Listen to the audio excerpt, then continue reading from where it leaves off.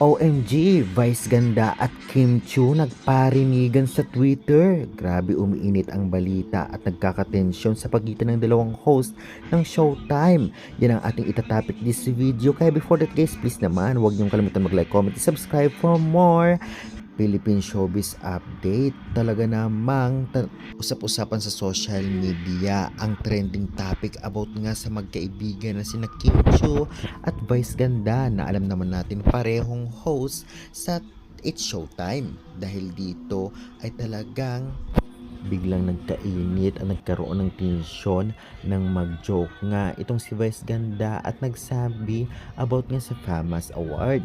At isa si Kim Chiu sa hindi nabanggit nitong si Vice Ganda.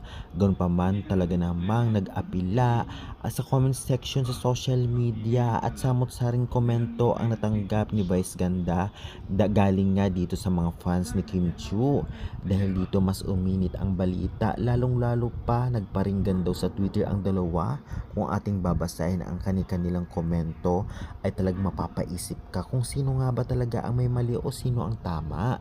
Kaya sa tingin ninyo, sino kaya ang may mali? Magkasundo pa kaya ang dalawa? Dahil alam naman natin na magtalik na magkaibigan na ang dalawa dahil sa nabuong closeness nila, especially pareho silang host sa Showtime at talagang parang pamilya na ang turingan sa isa't isa.